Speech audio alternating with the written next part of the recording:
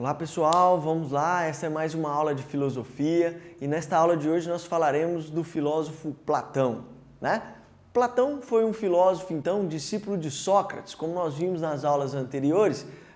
Sócrates foi um filósofo que valorizou de forma gigantesca o pensamento racional e assim faz o seu discípulo Platão. Platão também viveu em Atenas e quando Sócrates morre, no ano de 399 a.C., Platão fica extremamente decepcionado com a população ateniense e, a partir de então, de modo mais sutil, digamos assim, continua a valorizar o pensamento racional.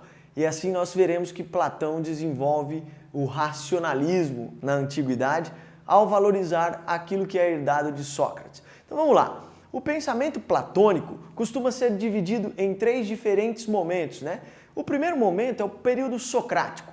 Esse período socrático, nós temos então os diálogos platônicos que versam sobre a existência de Sócrates. Sócrates, lembrando a vocês, não deixou nada escrito, né? Então o que sabemos a respeito de Sócrates deriva dos diálogos platônicos e de outros discípulos de Sócrates, como Xenofonte, e aí vai, tá? Então esse período socrático, Platão dedica-se a registrar a existência de seu mestre Sócrates. Então, portanto, esses diálogos versam sobre Sócrates e seus questionamentos em Atenas em relação à valorização da razão. O segundo momento do pensamento platônico é chamado então de período intermediário. No período intermediário é o período então que nós daqui a pouco falaremos um pouco mais aprofundado a respeito das teorias desenvolvidas por Platão e nesse momento destaque para a teoria das ideias. E o terceiro e último momento do pensamento platônico nós falaremos então a respeito da maturidade. Por que maturidade? Porque o próprio Platão se sujeita a uma revisão de suas ideias desenvolvidas anteriormente. Então esses três períodos foram divididos de forma didática para facilitar a filosofia e o estudo em relação a Platão. Então vamos lá. Platão, quando falamos em Platão, devemos pensar principalmente em razão. Platão, na antiguidade, foi o filósofo que depositou total credibilidade ao pensamento racional. Então, como eu disse anteriormente, é no período intermediário que Platão desenvolve, então, sua famosa teoria das ideias. Em que consiste essa teoria? É importante ressaltar aqui que nós precisamos concentrar nessa teoria das ideias, porque os demais pensamentos de Platão girarão em torno dessa órbita que nós chamaremos aqui, que Platão chamou de teoria das ideias. Então, entendendo a teoria das ideias e transferindo o pensamento da teoria das ideias para as demais referências platônicas, nós teremos um pouco menos de dificuldade para entender a filosofia de Platão. Então vamos lá. A teoria das ideias corresponde numa interpretação dual, ou seja, em dois momentos, em duas instâncias, feita por este filósofo. Para Platão, a realidade na qual estamos inseridos divide-se em dois mundos. Um que ele chamou de mundo inteligível e outro que ele chamou de mundo sensível. O que são esses dois mundos?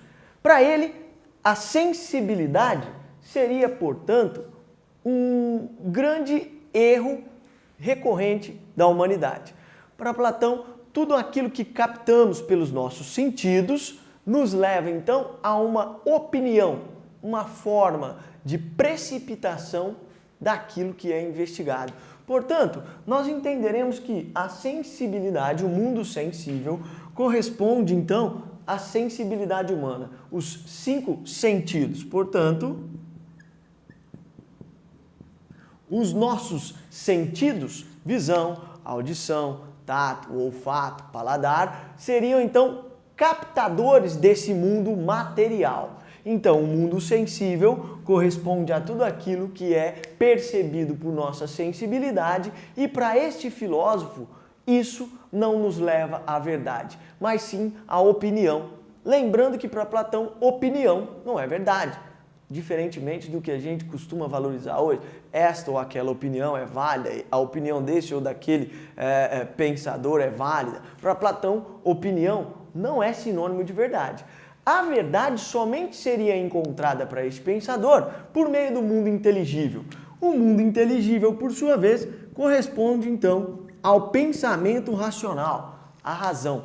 Então, para este filósofo, a razão é o caminho a ser percorrido pelo homem. Então, somente por meio do mundo inteligível é que poderíamos, então, assim, encontrar a verdade. Então, nas palavras do próprio Platão, o mundo sensível é um escravo do mundo inteligível.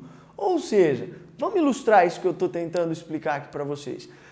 Aquilo que eu percebo pela minha visão ou audição somente possui significado na medida em que a razão opera sobre tal observação.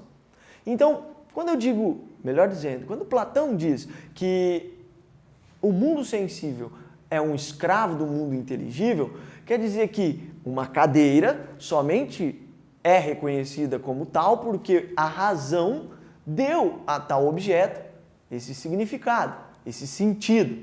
E assim, como eu disse a vocês anteriormente, o pensamento platônico girará em torno da valorização da razão e da desvalorização da sensibilidade.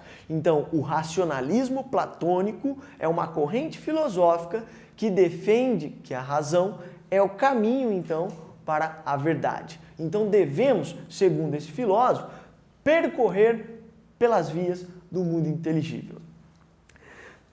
Como eu disse em outras aulas também, no período de surgimento da filosofia, não há uma desvalorização automática dos mitos. Assim, nós podemos perceber no pensamento platônico. Platão desenvolve um mito para ilustrar sua filosofia. É o famoso mito da caverna. Então, para quem não conhece, de modo bem breve, o mito da caverna é aquele mito descrito por Platão lá na República, em que pessoas estariam presas no interior de uma caverna, né, postas de tal forma e acorrentadas, voltadas para o fundo dessa caverna, e por uma fresta entrava então um foco de luz. Alguns preferem dizer um foco de luz, outros ainda afirmam que é uma fogueira, né, da qual as pessoas manipulavam então as imagens ao fundo dessa caverna. E as pessoas que estavam presas no interior dessa caverna visualizavam apenas aquelas sombras. E elas, por não terem vivenciado nenhuma outra experiência, acreditavam que aquilo que visualizavam era a única verdade existente. Assim, Platão ilustra que as pessoas que estão no interior da caverna, então, vivem de sua sensibilidade e, portanto, vivem no erro, por acreditarem que apenas aquelas imagens, aqueles focos distorcidos existem. Assim, Platão também ilustra que um desses prisioneiros no interior da caverna consegue escapar e então visualizar o mundo lá fora. Ele visualiza o sol e naquele momento ele tem uma grande distorção em sua visão. Por alguns minutos ele fica então quase que sem enxergar por conta da forte luz do sol. Ora, o que isso significa? Significa que para Platão, aquele homem que foge de uma determinada maneira e acessa o mundo lá fora, ele então atingiu uma verdade da qual os demais homens jamais teriam visualizado. Por quê? Vamos traduzir isso de acordo com a teoria das ideias. Como eu disse, as pessoas que estavam no interior da caverna, estavam presas, elas estavam presas à sua sensibilidade e, portanto, no erro. Esse homem que escapa, então, do interior da caverna e visualiza o mundo lá fora, o sol, nesse momento, simboliza a razão.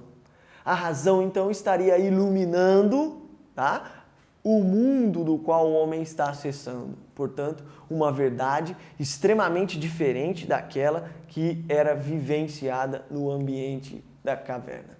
Então, o mito da caverna é uma adaptação da teoria das ideias de Platão. em que o Sol corresponde ao mundo inteligível, portanto a razão, e o interior da caverna a sensibilidade, o mundo sensível, portanto não verdade, a opinião, o erro. E assim, Platão continua a desenvolver as suas teorias em relação à valorização da razão.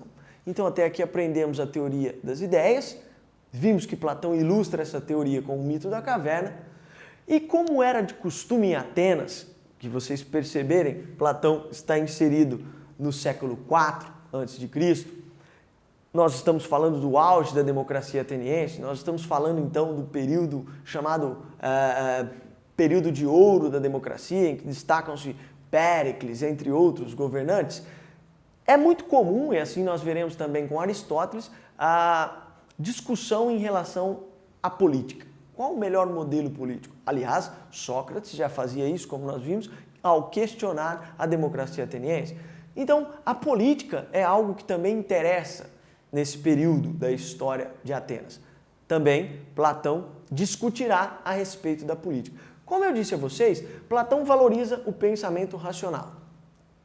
Ao valorizar o pensamento racional, eu pedi para que interpretassem que esta valorização também se transferisse para outras teorias platônicas. Assim, Platão fará com a sua política.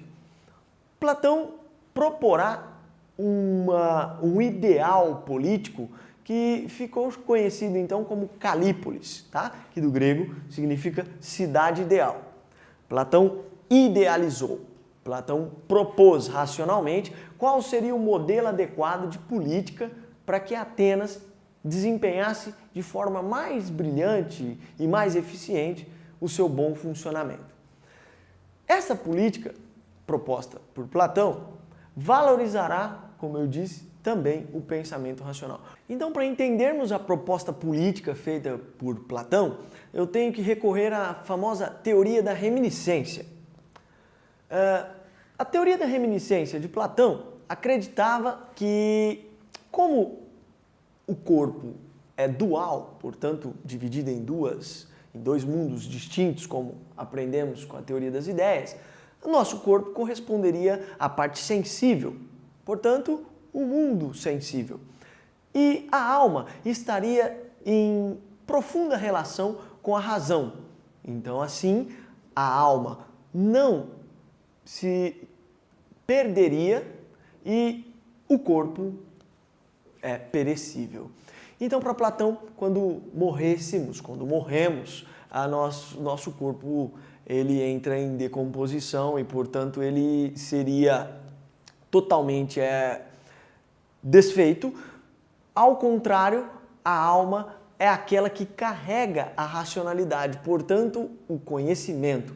E existiria a capacidade dessa alma, então, se reencontrar numa nova matéria, num novo corpo. E então, portanto, nós estamos falando de algo aqui muito parecido com aquilo que hoje é o espiritismo. Mas entre os gregos na antiguidade, esse tipo de pensamento já era bastante influente, já entre Pitágoras, entre outros pensadores. E assim, Platão propõe que, como a alma carrega consigo as verdades das vidas anteriores, então Platão acreditava que tais almas possuíam predisposições para a próxima vida. Então, digamos que para esse pensador, um filósofo, uma alma que teria sido filósofo numa vida anterior, teria uma maior facilidade para o desenvolvimento do pensamento na próxima vida. Isso para Platão. Então, assim, Platão propõe um modelo político em que a organização da cidade, a organização desta política, deveria estar relacionada a essa predisposição contida na alma. Então, é comum falar sobre justiça na política platônica. Por quê? Porque para Platão, justo é aquilo que cabe a cada uma das almas. Então, por exemplo, não seria justo para Platão colocar um filósofo na base da sociedade para desenvolver o trabalho braçal. Então, nesta perspectiva, Platão desenvolve a Calípolis, a cidade ideal. Então, o modelo político idealizado por Platão tem como referência a predisposição da alma, a anterioridade da alma. Assim, Platão dividiu a cidade em 3 instâncias, tá? Essas 3 instâncias, essa pirâmide social, teria no topo o filósofo, que deveria ser o governante. Alguns até falam o rei filósofo, né, na República de Platão. Por quê? Porque Platão defendia que aquela alma que tem predisposição ao pensamento é a melhor, então, seria a melhor para governar uma cidade. Num segundo momento, viriam então os guerreiros, a camada dos guerreiros dessa filosofia platônica. Por quê? Se nós observarmos, Platão está idealizando esta cidade com base naquilo que ele percebe do corpo humano. Então, no topo, nós temos lá na pirâmide o filósofo, que corresponde à razão.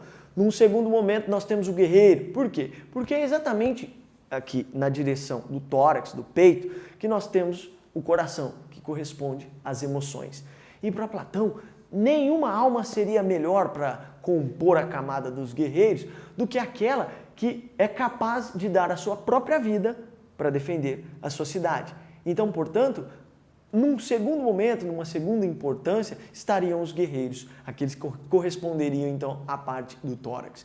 Num terceiro momento, Platão propõe que na base da sociedade estariam aqueles que deveriam desenvolver atividades braçais. Então, portanto, artesãos, escravos, camponeses. E qual a referência de Platão para que estas pessoas desenvolvessem tais atividades? E por que isso seria justo para Platão? Porque para ele, estas almas são aquelas que correspondem à parte irracível do corpo humano, que são mais tendenciosas aos apetites, à sensibilidade. Portanto, agem menos com a emoção e menos ainda com a razão. Então, para Platão é justo que essas pessoas desenvolvessem, então, atividades do tipo braçais, que dependem de força física. Poxa, professor, mas isso não é justo. Para Platão, lembrando que justo é aquilo que cabe a cada alma e que cada alma desenvolve de forma mais brilhante, de forma mais eficiente.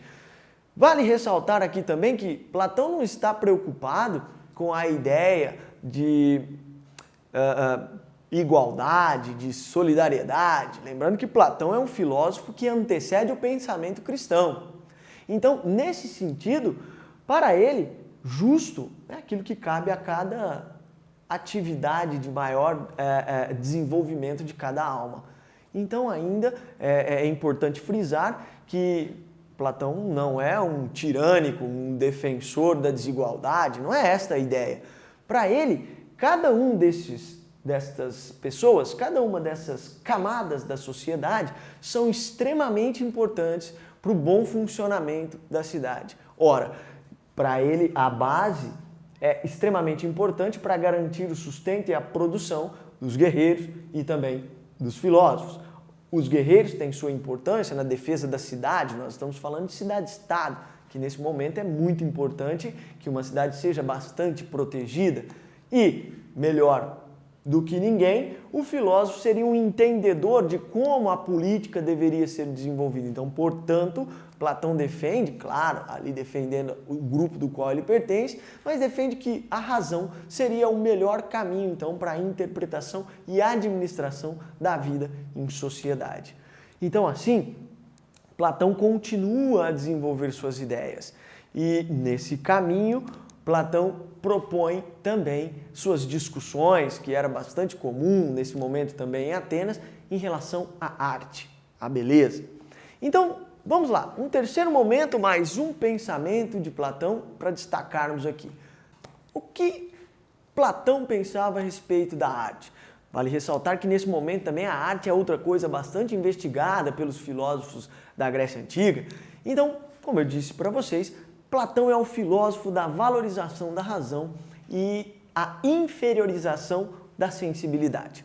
Assim também aplicaremos tais referências à filosofia platônica no que diz respeito à arte. A arte para Platão é uma imitação. Platão chama isso de mimesis. Poeta, que na antiguidade grega corresponde às mais variadas formas de manifestação da arte, portanto, o escultor, um poeta de verdade, que a gente chama de poeta hoje, um músico, enfim, eram entendidos como poetas. Os poetas, para Platão, eram imitadores.